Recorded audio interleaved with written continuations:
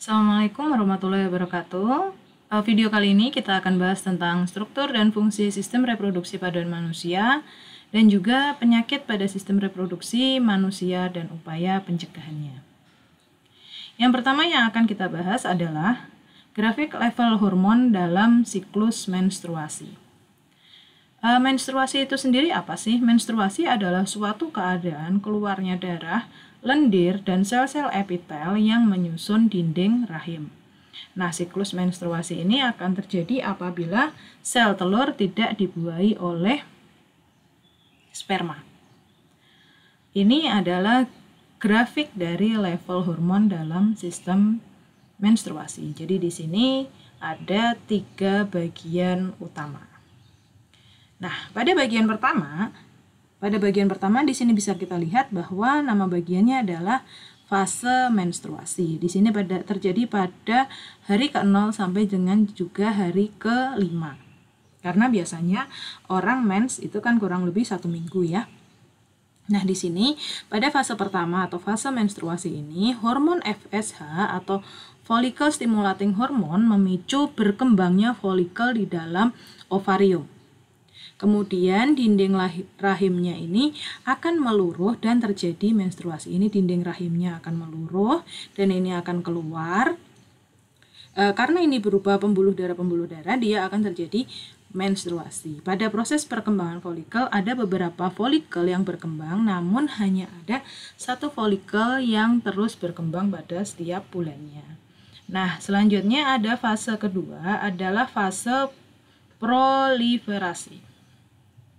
Pada fase ini, folikel menghasilkan hormon estrogen dan progesteron pada hari setelah mens sampai hari ke-14 itu menghasilkan hormon estrogen dan progesteron yang memicu dinding rahim untuk menebal.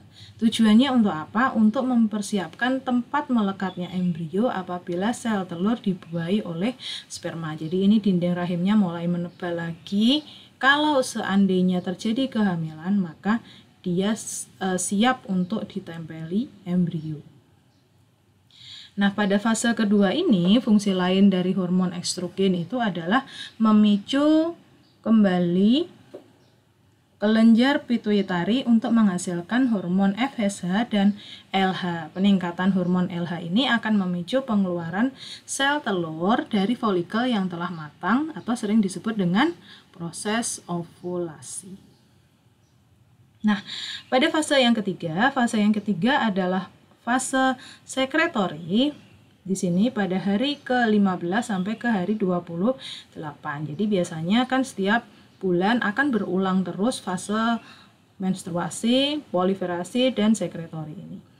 Pada fase ketiga ini, folikel yang telah melepaskan sel telur akan berubah menjadi korpus luteum. Sel telur yang telah diovulasikan akan ditangkap oleh fimbriae dan akan bergerak menuju tuba falopi dan siap untuk dibuahi. Nah, jika sel telur tidak dibuahi, maka akan dikirimkan sinyal tertentu pada korpus luteum untuk tidak memproduksi hormon estrogen dan progesteron.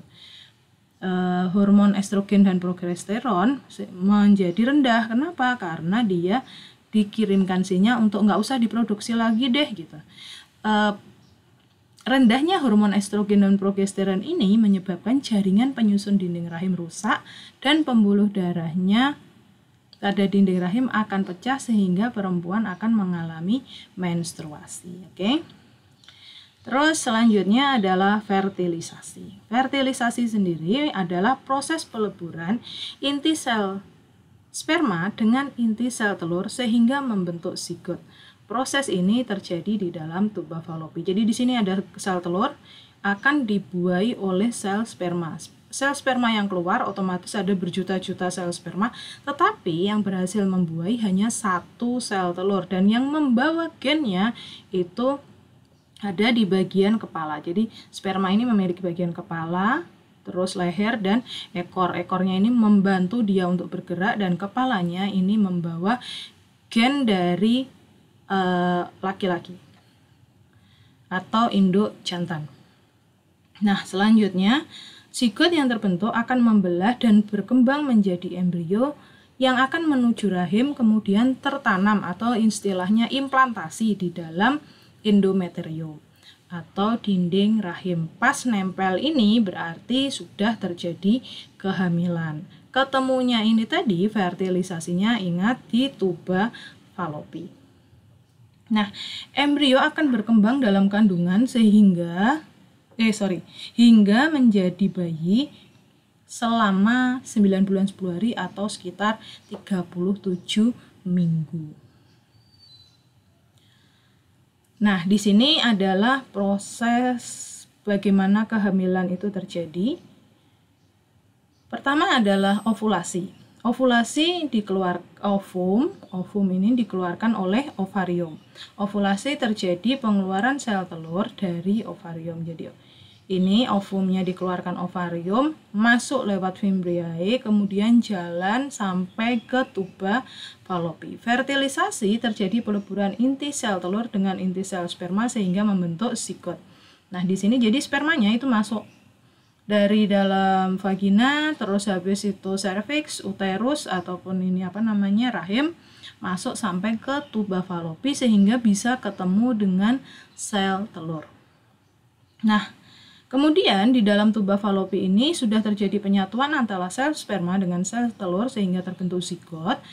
Pada tahap ketiga terjadi pembelahan zigot, membelah menjadi 2, kemudian menjadi 4, terus jadi kuadratnya 2 menjadi 4 menjadi 16 gitu ya.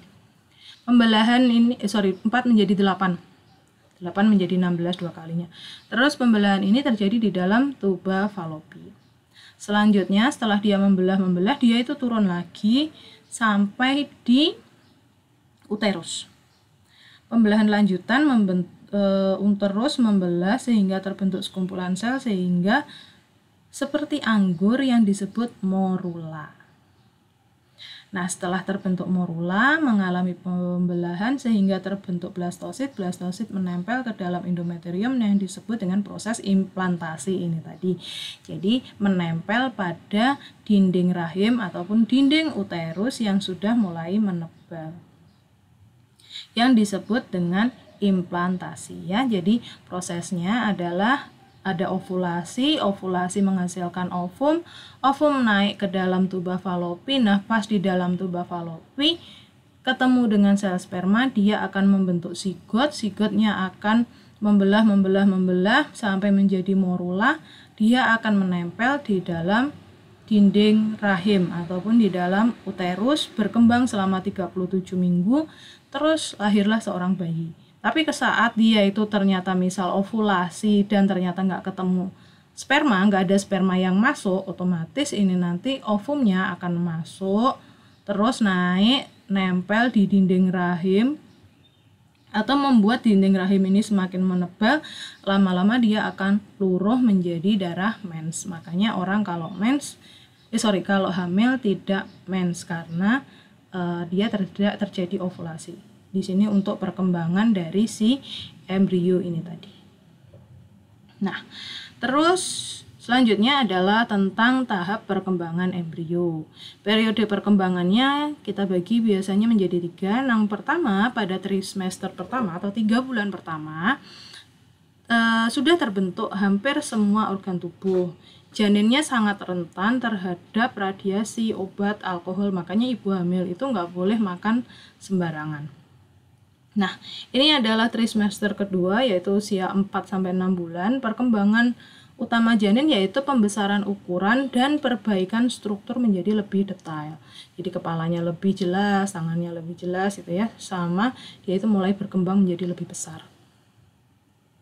Yang ketiga adalah saat 7-9 bulan yaitu trimester ketiga.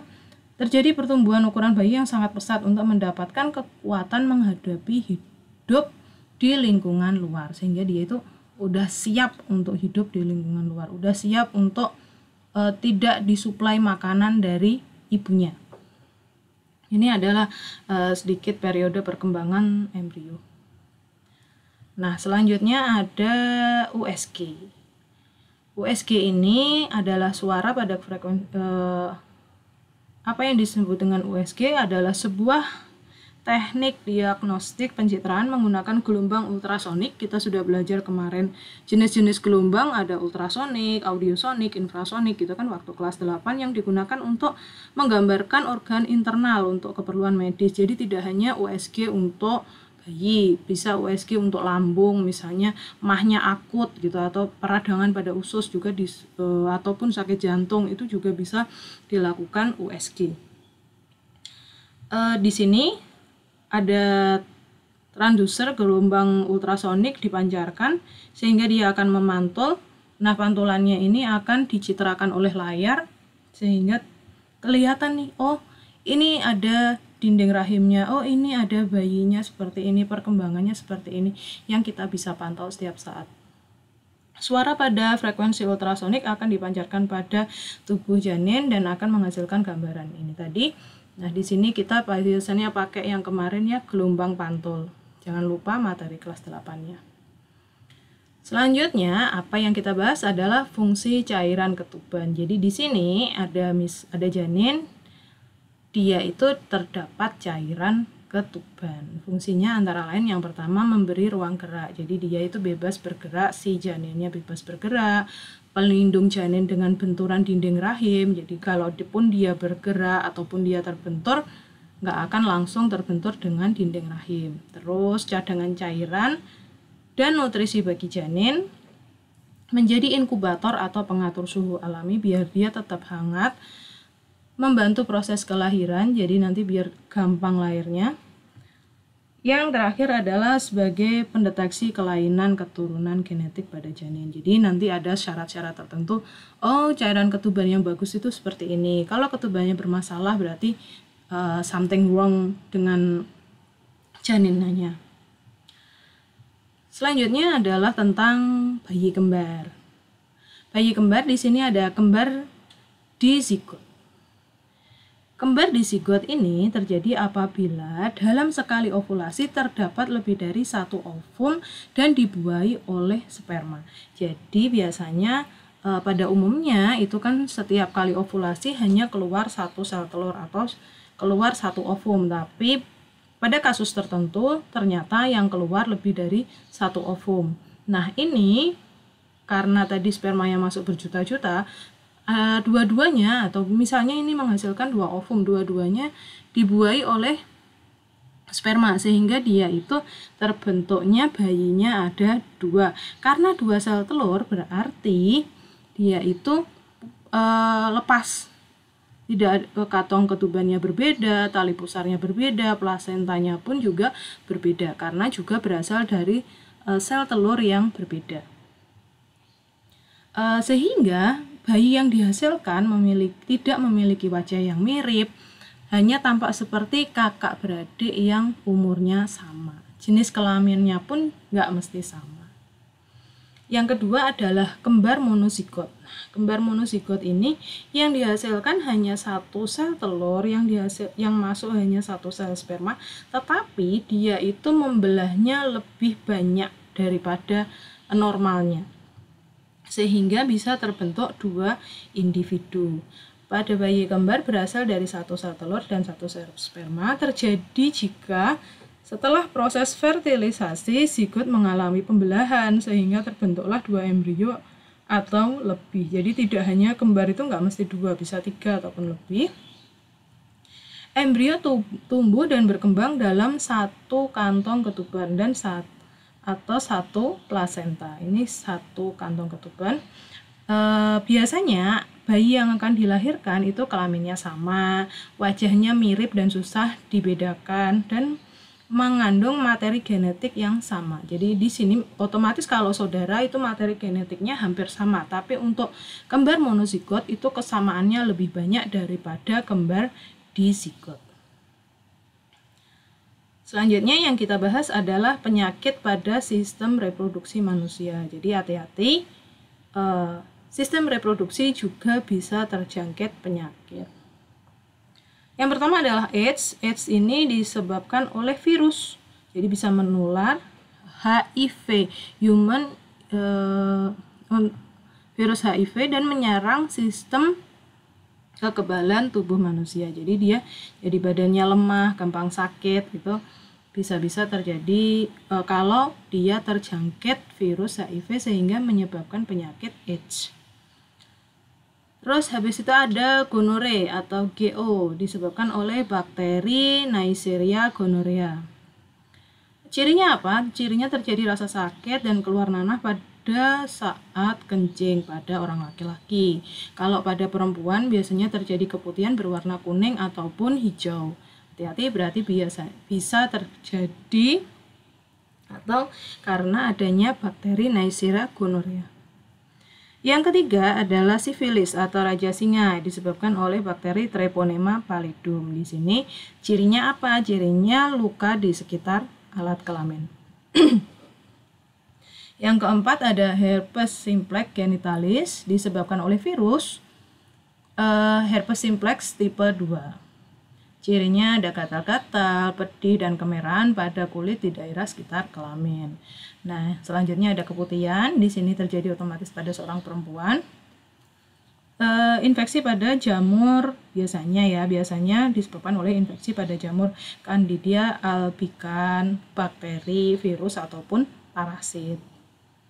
Cirinya apa? Cirinya ada cairan berwarna putih, kekuningan, ataupun putih keabu-abuan pada vagina dan dia itu berbaunya nggak wajar.